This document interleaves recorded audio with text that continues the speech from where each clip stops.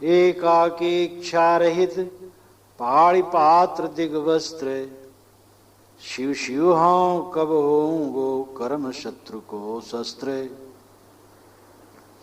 मेरा वह कब दिन होगा, मैं अकेला हूंगा, इच्छा रहित हूंगा, हाथी मेरा भोजन का पात्र होगा, दिशाएं ही वस्त्र होंगी, और शिव शिव जप करते हुए कर्म शत्रु का मैं विध्वंस करूंगा।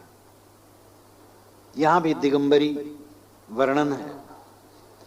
साधक को मध्यवर्ती ये सोचना है कि साधुओं की संगत में रहते हुए भक्ति सेवा साधना करते हुए विनम्र होकर के अपने दोषों को निकालते हुए अपने आत्मा का हम कल्याण करेंगे। दूसरे के दोषों को कभी न देखेंगे, अपने दोषों को देखेंगे और निकालेंगे, कर्म बंधन को काटेंगे। ऐसी बुद्धि मेरी कब होगी। इंद्र भय धनपति भय, भय शत्रु के साल, कल्प जिए तो गए अंत काल के गाल। कोई इंद्र हो जाए, धनपत कुबेर हो जाए, भय शत्रु के शाल, शत्रु को पीड़ा देने वाला हो जाए, यानी अनेक दुश्मनों पर विजय प्राप्त करके उसने साम्राज्य स्थापित किया हो और एक कल्प तक जिए, 4 अरब 32 करोड़ वर्ष तक इस पृथ्वी पर बना रहे, तो भी क्या होगा।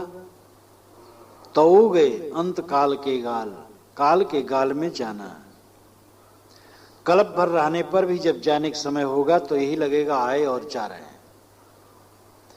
इसलिए यहां रहने की कोई जरूरी नहीं, कोई अहंकार नहीं।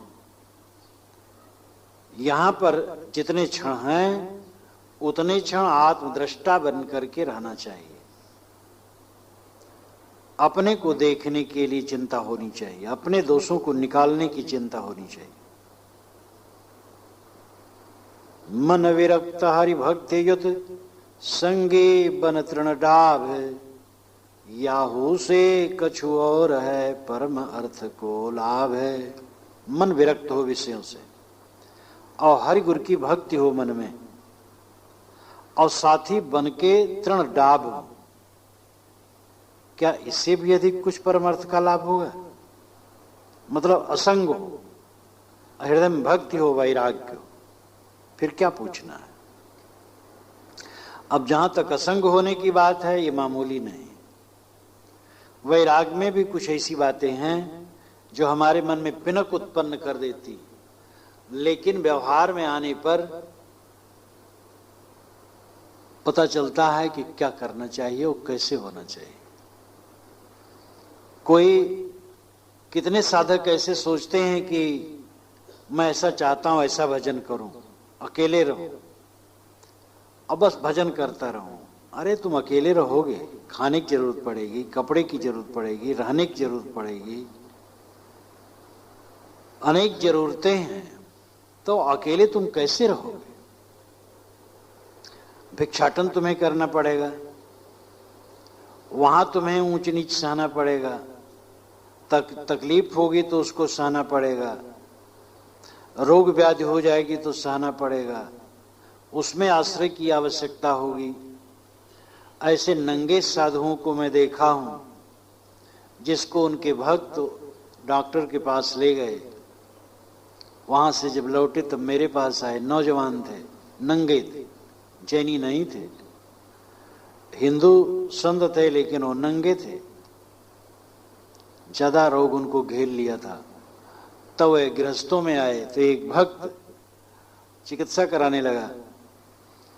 तो इसलिए पिनक में जो पड़ता है उसको पिनक छोड़ देना पड़ता है। जो व्यवहारिक भूमिका है वो ये है मध्यवर्ती साधु संगति, क्योंकि असाधु संगत से दुख होगा। सदैव साधु संगति और भक्ति भावना, वैराग्य, विनम्रता, निज दोष दर्शन, अपने कल्याण में तत्परता, यही कल्याण का पथ है।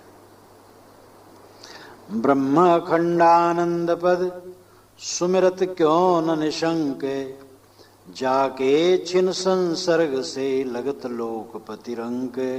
आय मन, जो ब्रह्म अखंडानंद पद है, निशंक होकर के उसका स्मरण क्यों नहीं करता? ब्रह्म शब्द बड़ा प्राचीन है, ब्रह्म नाम बड़ा, बृहत्वाद ब्रह्म। इसका दो ढंग से अर्थ होता है। बृहत्वाद जो बढ़ता रहे वो ब्रह्म, बृहत होने से ब्रह्म, बड़ा होने से ब्रह्म। तो जो विकासमान हो ब्रह्म, मूल रूप में माना जाता है। आग को ऋषियों ने ब्रह्म कहा था, थोड़ी जलाओ बढ़ती जाती है। उसके पश्चात आत्मा को ब्रह्म कहा, अच्छा को ब्रह्म कहा। ब्रह्म विहार, महात्मा बुद्ध ने कहा ब्रह्म विहार श्रेष्ठ विहार। जलम ब्रह्म, अन्नम ब्रह्म श्रुतियों में कहा गया। जल और अन्न की महत्ता, इसलिए उसको ब्रह्म कहा गया। किसी भी अच्छी चीज को ब्रह्म कहने का रस्म पहले था। सर्वोपरि ब्रह्म आत्मा ही है। मनुष्य का अस्तित्व बोध वही ब्रह्म है। तुम अपने आप ब्रह्म हो। सारी कामना और कुचाल और कुवासना छोड़कर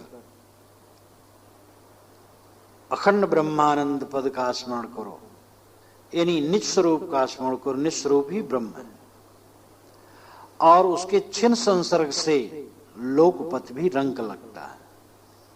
जो सारी कुचालों, कुसंस्कारों को छोड़ करके अपने स्वरूप में स्थित होता है, जिस क्षण दुनिया किस खेत की मूली है, क्या उसके मन में आकर्षण रहेगा?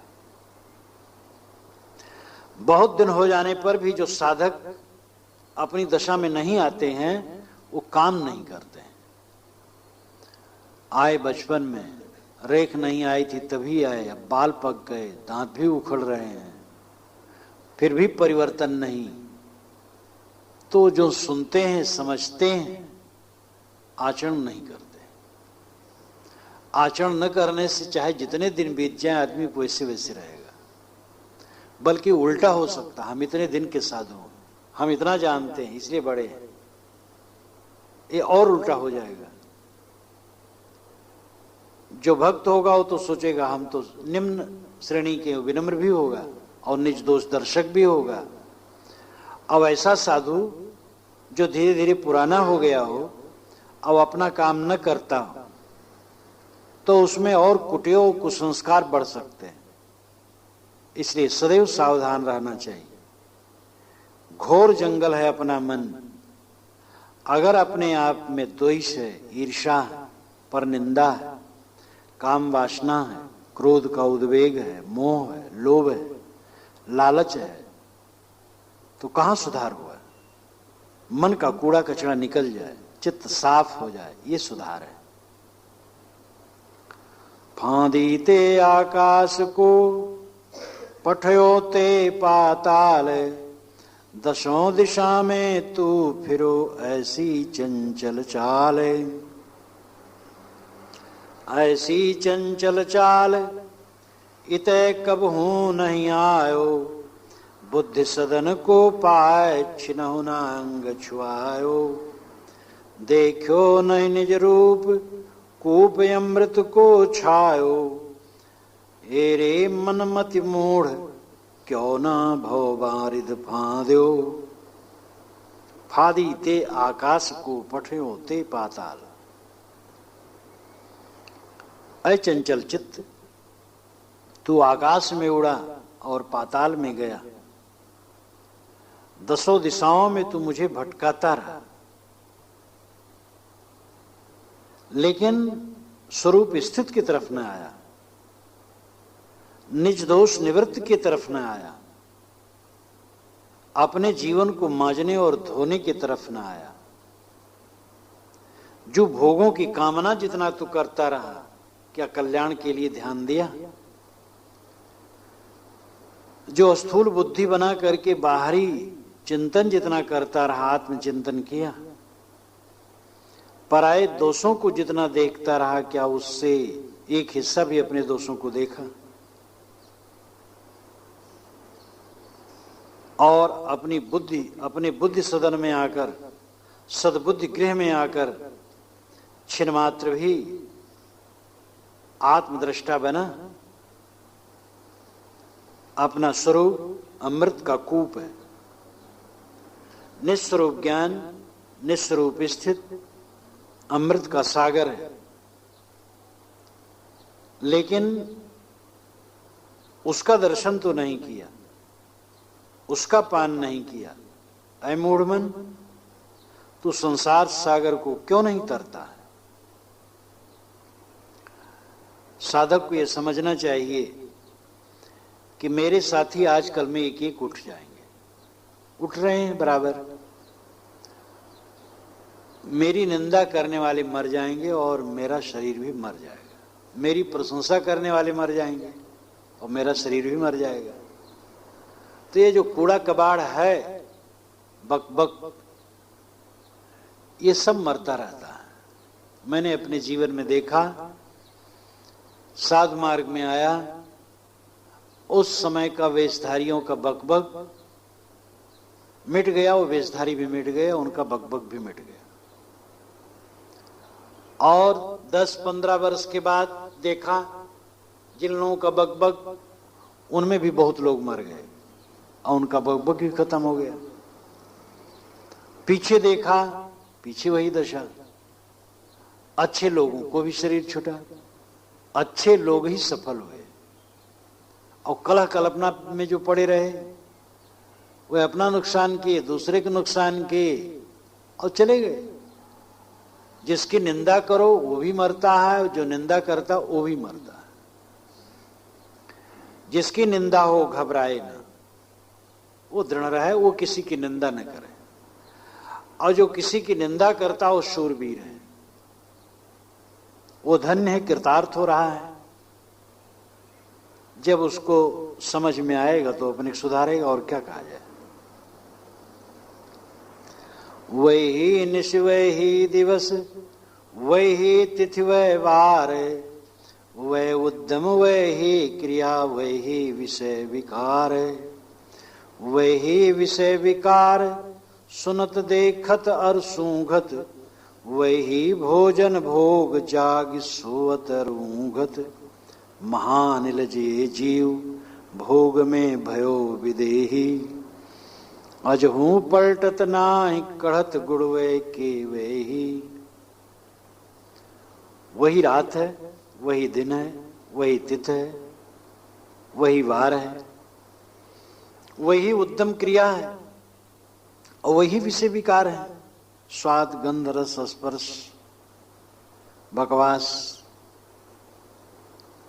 आदमी रोज देखता है, सुनता है, सूंघता है। वही भोजन और भोग है, खाता है, पीता है, सो जाता है और ऊँघता है। ये जीव भोगों में विदेही हो गया, अपने होश हवास नहीं, महान निर्लज्ज हो गया। आज भी अपने को बदल नहीं रहा। जैसा 10, 20, 30, 40 वर्ष के पूर्व था वैसे अब भी। ये कितना दुर्भाग्य है। साधक वह है जिसका जीवन बदलता जाए। क्रोध घटे, काम घटे, मोह घटे, द्वेष घटे, लंपटता घटे, दुर्व्यवहार घटे, दुर्गुण घटे, सारे दोष घटते जाएं। ये उसकी उन्नति। अगर दोष बढ़ते गए तो विनाश है। सावधान न रहे, जीवन मुक्त भी विचलित हो जाएगा। आज से 30 वर्ष के पूर्व जो सदगुरु विशाल साहब से मैंने पूछा कि क्या साहब जीवन मुक्त भी भटक सकता है? उन्होंने कहा जीवन मुक्त क्यों भटकेगा, उस दशा में होगा तो उस दशा के समान तो और कुछ है ही नहीं है, तो भटकेगा क्यों। लेकिन अगर वो जिस रहनी से वो दशा में है वो रहनी ढील करने लगेगा तो भटक जाएगा। इसीलिए कहा जब लग है यह देह प्रारब्ध भुलावन पूर्व की, तब लग शत्रु मने विनय करो ही स्वार्थित। तो जब तक शरीर है असावधानी बरते तो परम विवेकी भी भटक जाएगा। परम विवेकी है तो भटकेगा क्यों? नहीं भटकेगा। लेकिन ये सावधानी उसे भी चाहिए, ये निर्भय ना हो। अगर कहीं ढील हुआ तो भटक जाएगा।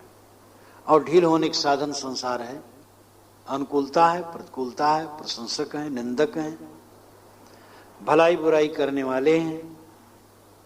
कहीं किसी की प्रशंसा में फूल गया, कहीं किसी की बुराई करने से पचक गया, और उसमें राग द्वेष वाला हो गया तो भटक जाएगा। और ये भी देखा गया है, बड़े बड़े पुरुषों की भी बुराई करने वाले हुए हैं। निर्मल पुरुषों को, जीवन मुक्त पुरुषों की बुराई करने वाले हुए हैं। और ऐसा भी हुआ है कि उसी समाज के लोग बुराई करने वाले हुए हैं। जो गुरु माने, सेवा की, उस सेवा में भी लगे रहते थे और समझ बुराई भी कर देते थे। अब क्या कहा जाए? और ऐसे पुरुष की बुराई जो कृतार्थ पुरुष है, कल्याणमय पुरुष है, लेकिन वो पास में रह के भी नहीं समझे। कमल के पेड़ के पास मेढक रहते हैं लेकिन कमल को नहीं जानते। ईसा के 12 शिष्यों में एक शिष्य ने 30 रुपए के लोभ में अपने गुरु को दुश्मनों के हाथ में पकड़ाने के लिए प्रतिज्ञा की थी।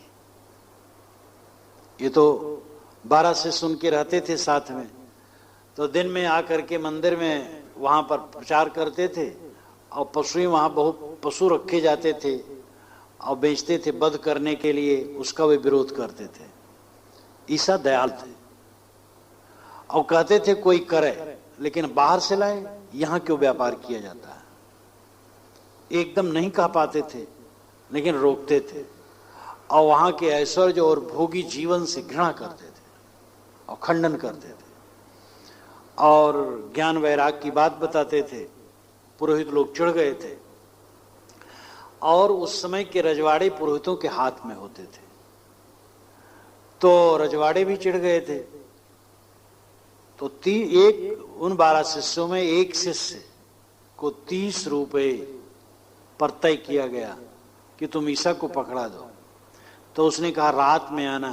वे फिर मंदिर से चले जाते थे, मंदिर ही आसपास रहते थे, दिन में प्रचार करते थे, फिर चले जाते थे एक पर्वत पर, वहां रहने की जगह थी। तो कहा कि रात में आना, और जिसका हाथ में चूम लूंगा समझ लेने का वही ईसा है। तो दुश्मन लोग, शत्रु लोग जब पहुंचे तो सब भाग खड़े हुए। ईसा नहीं भागे, बारहों भाग खड़े हुए। और ईसा नहीं भागे तो स्वभाव को लोग समझ गए कि यही है, चूमना उमना नहीं पड़ा। अब ईसा जैसे पुरुष तो भागने वाले नहीं है, और सब भाग खड़े हुए। तो ये दशा है।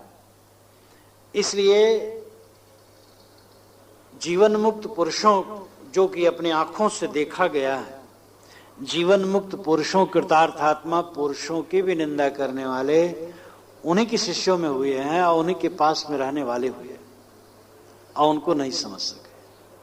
न ज्यादा करें तो निंदा तो न करें, और न कुछ कर पाए, लेकिन क्या किया जाए? तो अजहू पलटत नाही कढ़त गुड़वे के वे ही। भरत जी कहते हैं आज भी तू पलट नहीं रहा है, वही गुण तेरे उभर रहे हैं, वही गंदगी, वही दिन है, वही रात है, वही भोजन है, वही सारी चीजें हैं, वही देखता सुनता सूंघता है। नई चीज क्या है? इसलिए बाहर का आकर्षण छोड़, अपने को समझ, अपने को निखार, अपने को शुद्ध कर। पृथ्वी परम पुनीत पलंग ताको मन मान्यो, तकियाय अपनो हाथ गगन को तंबू तान्यो, सोहत चंद्र चिराग बीजना करत दसों दिस, बनिताय अपनी वृत्ति संग ही रहत दिवस निश, अतुल अपार संपत्ति सहित सोहत है सुख में मगन, मुनिराज महानिर्पराज ज्यों पौड़े देखे हम दृगन। ऐसे महान सम्राट को मैंने देखा है कि जिन्होंने पृथ्वी को अपनी पलंग मान लिया है, और अपने हाथ को तकिया बना लिया और आकाश का तंबू तान लिया, चंद्रमा का चिराग बना लिया है और 10 दिशाओं को पंखा झलने वाला बना लिया है, नौकर। स्वरूप स्थित की वृत्ति अपनी पत्नी बना ली जो रात दिन साथ में रहती है। इस प्रकार अतुल और अपार संपत्ति के सहित सुख में मगन ऐसे मुनिराज महासम्राट को मैंने पौड़े हुए अपने आंखों से देखा है। ये सारे अलंकारों में निश्चिंतता, निष्फिक्रता और वैराग का ध्वनन है। आदमी नंगा न रहे और आदमी छाया में रहे, कोई हर्ज नहीं, निश्चिंत हो, निष्फिक्र हो, भोगों की कामना वाला न हो। कोई ये कामना ना हो ये चीज मिले तो खाऊं, ऐसा मिले तो पहनूं, ऐसा मिले तो उपयोग करूं। निष्काम रहे, जो उपलब्ध हो सहज विवेक पूर्वक उसमें बर्ताव करे और सब समय निष्काम रहे। कहा विषय को भोग परम भोग एक और है, जाके होत संयोग नीरस लागत इंद्र पदे।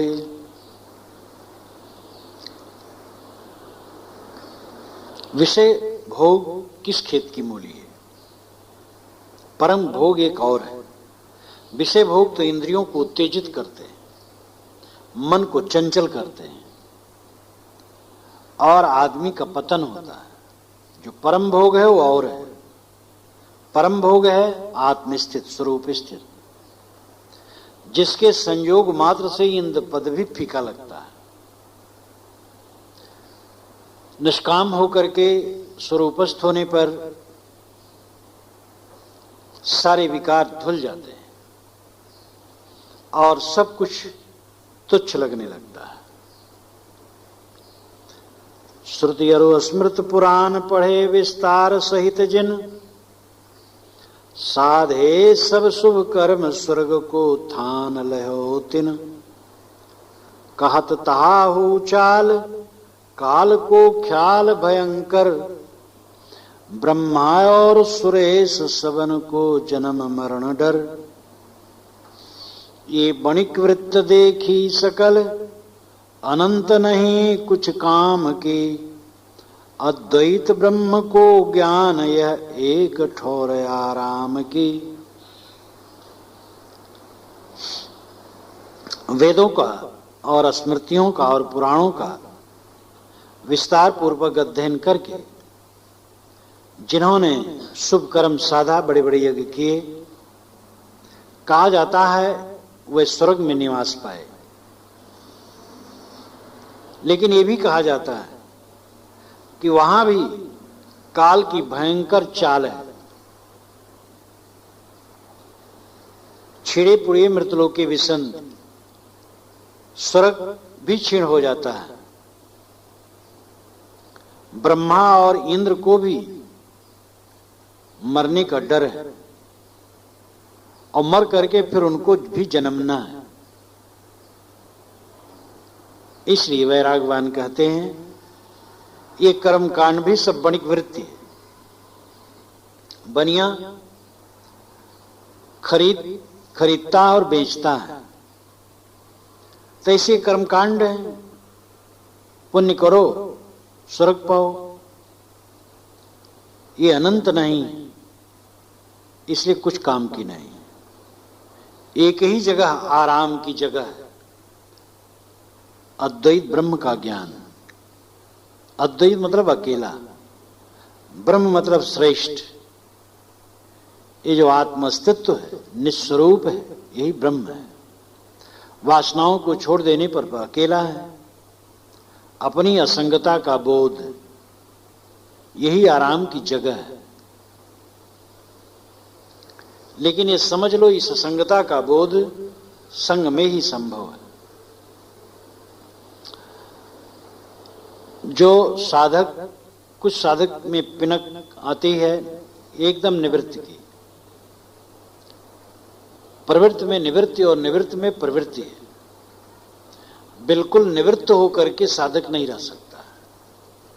बहुत मजाया हो, उम्र भी हो गई हो, ज्ञान वैराग से खूब मजा हो, और कोई प्रवृत्ति न ले, चुपचाप पड़ा रहे अपनी दशा में, वो अपने को बनाए रहे तो हो सकता है, कोई बिरला। और सामान्य साधक निवृत्त होकर के एकदम बाहर से बह जाएगा।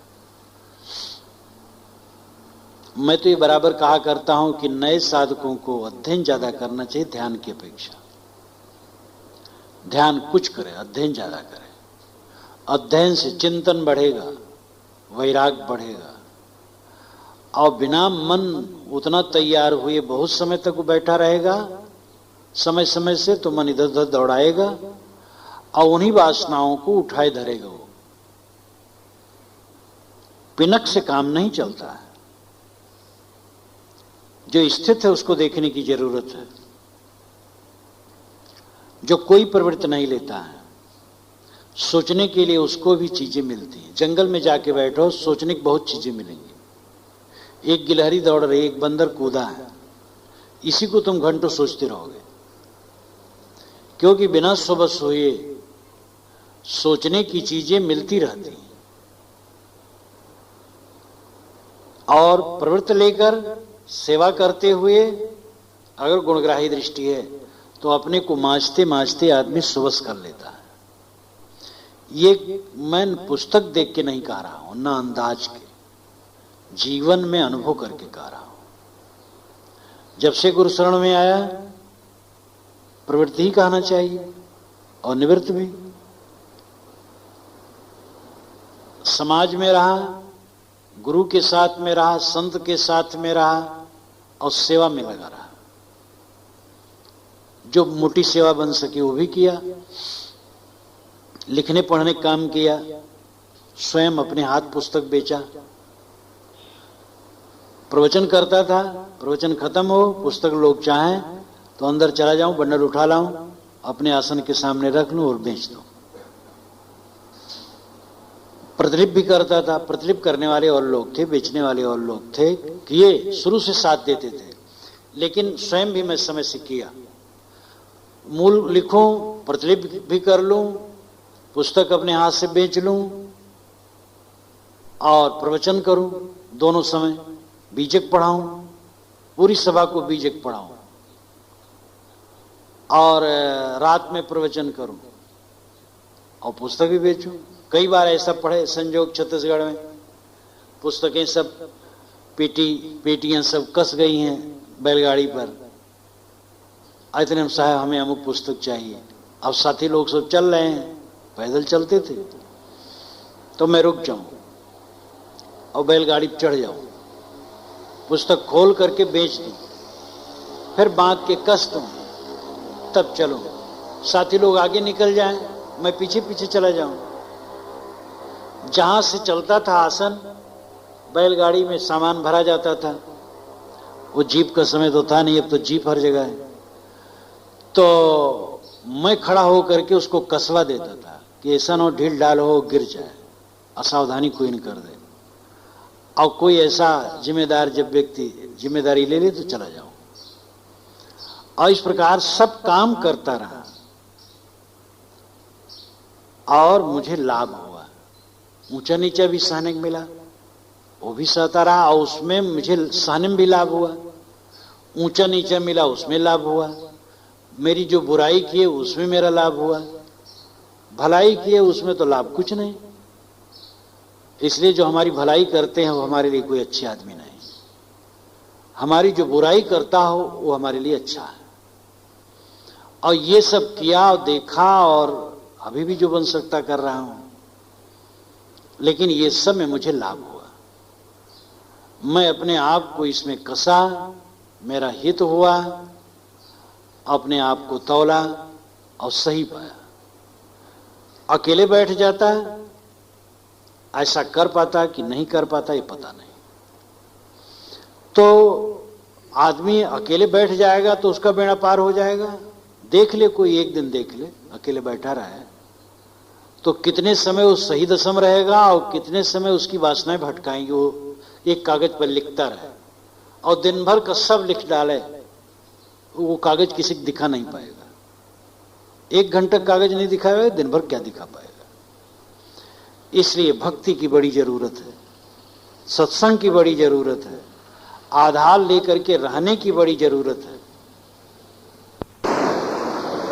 जल के तरल तरंग जात ज्यों जात आयु यह, जल के तरल तरंग जात ज्यों जात आयु यह, यौवन हूं दिन 4 चटक की चौप चाह चह,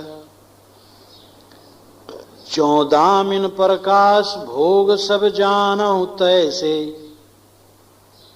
तैसे ही यह देह अथिर स्थिर हुए कैसे। सुनिए मेरे चित्त तू हो ब्रह्म में लीन गति, संसार अपार समुद्र तर करिनो का निज ज्ञान रति। जैसे जल की तरल तरंग, उसी प्रकार आयु भागी जा रही है। समुद्र के किनारे जाके देखो, हा हा करते हुए उसकी तरंगे उठती और गिरती। हमारी आयु इसी प्रकार भागी जा रही है। जवानी भी 4 दिन की है, इसकी चटक मटक, जवानी का सौंदर्य और माधुर्य और लावण्य, ये बहुत थोड़े दिन में समाप्त हो जाती है। जैसे दामिन का प्रकाश, बिजली का प्रकाश सारे दृश्य को क्षण मात्र के लिए आलोकित कर देता है, लेकिन तुरंत बुझ जाता है और घोर अंधकार हो जाता है। सारे भोग ऐसे, सारे संयोग ऐसे। कई बार लगता है कई नेमी प्रेमी चारों तरफ से सेवा में लगे हैं, खूब गामागामी पूजा आरती सत्कार, और 10 मिनट के बाद वो सब खिसक जाते हैं और लोटा लेकर के टट्टी करने के लिए स्वयं कहीं जाना पड़ता है, ऐसी जगह में जहां मच्छर परेशान करते हैं और साथी लोग वहां मच्छर भी हाँकने नहीं आ सकते। ऐसी दयनीय दशा है ये सब।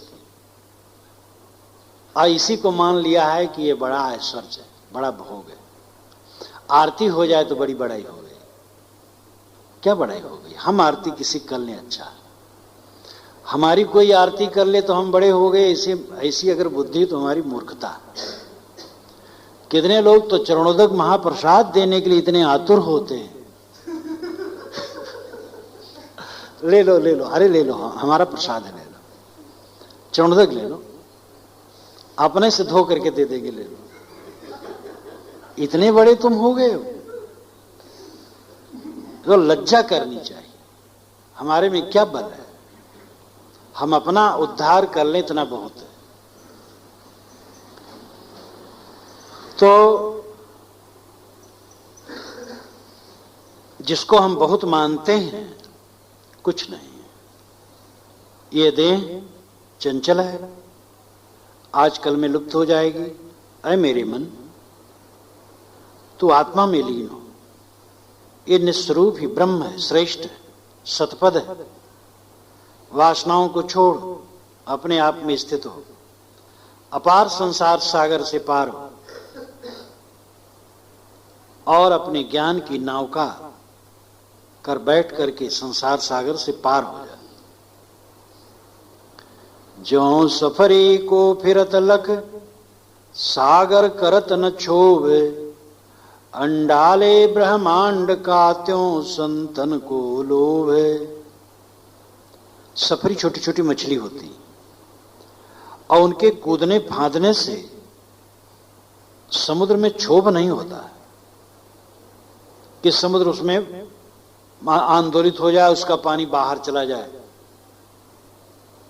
इसी प्रकार पिंड से ब्रह्मांड तक के जितने पदार्थ हैं, संत उसके प्रति लोभ नहीं करते। काम अंध जब ही भयो, तिय देखो सब ठौरे, अब विवेक अंजन कियो लख्यों अलख सिर मोरे। जब मैं कामांध हुआ तो सर्वत्र देखा स्त्री स्त्री, लेकिन जब विवेक कांजन आंखों में लगाया तब सिर मोर तो अलख लगा। अलख जो सबको लगता है वो स्वयं अलख है। यही वास्तव में रहस्य है। जो सबको देखता है वो न तो दूसरे के देखने में आता है, न स्वयं भी अपने को देख सकता है। मैं सबको देखता हूं लेकिन अपने को नहीं देख सकता हूं, मुझे दूसरा भी नहीं देख सकता है। एक ऐसा अद्भुत है। मेरे शरीर का जन्म हुआ है लेकिन मुझे अनुभव नहीं है। मेरा शरीर मरेगा लेकिन उसका भी मुझे अनुभव नहीं है। और जब मृत्यु हो जाएगी तो उसका अनुभव कह नहीं पाऊंगा। फिर जन्म और मृत्यु जो जीवन के साथ, उसका भी अनुभव नहीं। तो अलख जो सबको लगता है वो स्वयं है। और जब अपने स्वरूप को समझा, अपनी स्थिति में आया तो कृतार्थ